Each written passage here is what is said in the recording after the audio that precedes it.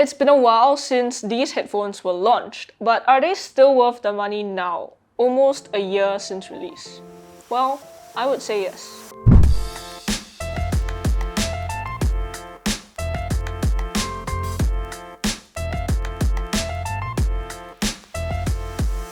Hey guys, we have the Bose QC45 headphones with us today, and even though it's a little old by tech industry standards, this is probably gonna be the flagship headphones from Bose for the foreseeable future, considering it took the company about 4 years to go from the QC35-2 to the QC45. So let's see if it has what it takes to stay in the competition. Before we get into the review, don't forget to hit that subscribe button and turn on notifications so you don't miss out on upcoming videos. Let's talk design first. These retain the iconic Bose QC headphones design, with the same power and Bluetooth slider on the top of the right ear cup. There's also the volume up button, the volume down button on the right side, and the multi-function button which controls play-pause with a single press, track skip forward with 2 presses, and track skip backward with 3 presses, as well as the ANC toggle button on the left. The biggest change here is that these headphones now use a USB-C port for charging, which is a godsend. Micro USB should really be phased out from all products, nowadays. There's also a 2.5mm port on the left ear cup, which allows you to use these wired without any problems. So these fold up really compactly and nicely, and the carrying case is definitely on the smaller side, which is nice when you're traveling and you want your headphones to, take up as little space as possible in your bag. Inside the case, you get a USB A to C cable for charging, as well as a 3.5mm cable. No flight adapter here, which is a bit of a surprise, but when you think about how Sony has also removed the flight adapter from their WH-1000X Mark V, it seems to be a bit of a trend. The headphones are incredibly light at 243 grams, which is actually even lighter than the Sony WH-1000X Mark V, and it is super comfortable. There's no problem wearing these for long periods of time, and there is just the right amount of clamping force. Although I do have to note that when I put these on, my ears actually started heating up quite quickly.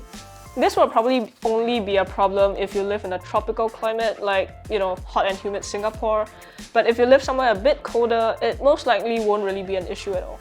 The ear pads are very easily unclipped. Just give it a light tug from one end and it'll come off easily. Clipping replacements back in though are a little bit tougher, but at least you don't need a tool to get them off and back in. Good enough for me. Inside, there's not much of a change because the QC45 is actually using the same drivers as the QC35-2. There is also no wear detection, so your music doesn't automatically pause when you take these off. But let's move on to the app. The Bose Music app is easy to get set up and paired with the device, although it really is quite minimal. You get battery levels, a volume slider, toggles between the quiet ANC mode or the aware transparency mode, the ability to select between Bluetooth sources, a 3-point EQ feature with some limited presets, and the ability to change the auto-off feature, voice prompts, as well as how much of your own voice is piped in when you're taking calls.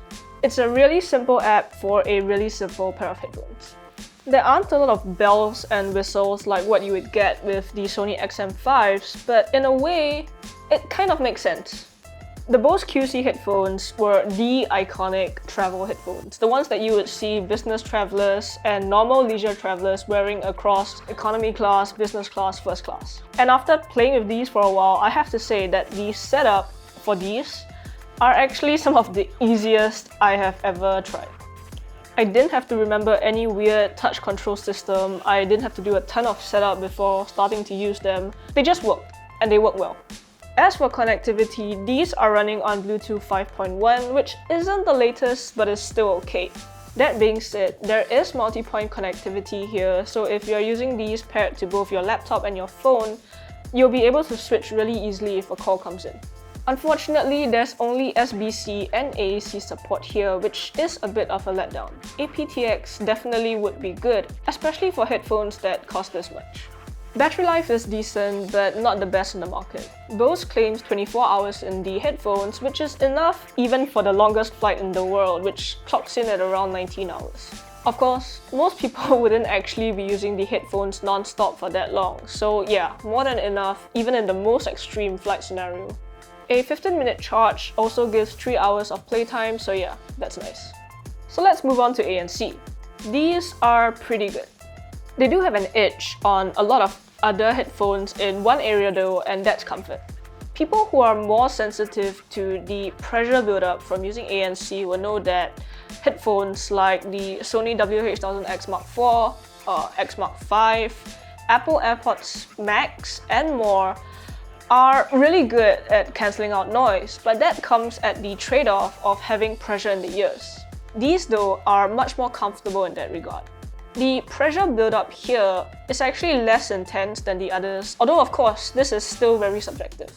As a result, the ANC here isn't quite as mind-blowing as some of those other headphones, but it's still very effective at removing low-pitch rumbles. Higher-pitched noises like voices still do come in though, and unfortunately there is no option to turn ANC off on these headphones unless you turn the headphones themselves off completely. Anyway, here's a short ANC test for you guys.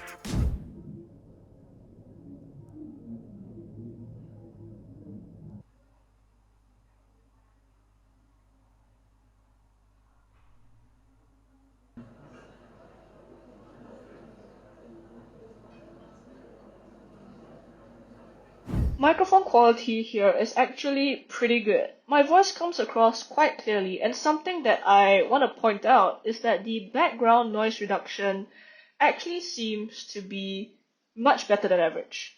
There was once that construction was going on near my house, and I had to take a work call, and the other party on the other end of the line actually said he couldn't hear any background noise at all, and that was really impressive.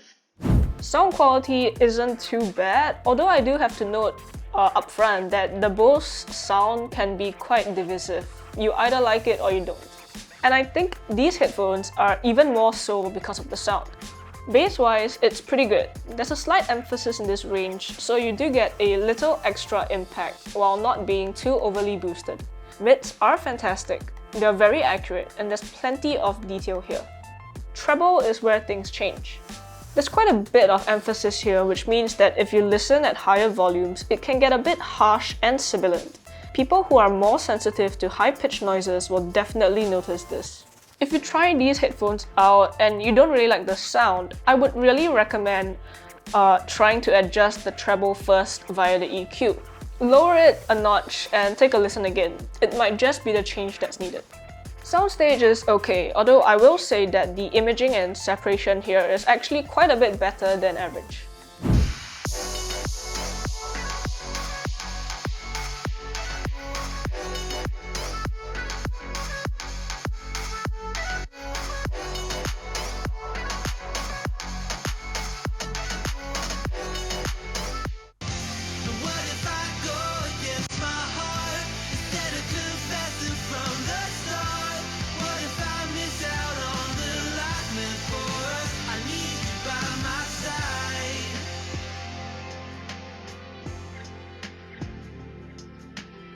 At $329 US or 499 Singapore dollars, these aren't cheap.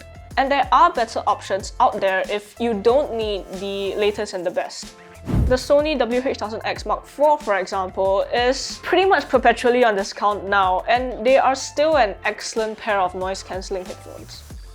But if you want something that's simple to use and to operate, if you want something that has pretty decent ANC, if you want the most comfortable pair of ANC headphones, then these should definitely be very high on your list of headphones to consider. Anyway, those are my thoughts on the Bose QC45 headphones. If you guys have any comments or questions, leave them down below. Don't forget to subscribe to us and like this video. Till next one, see you guys!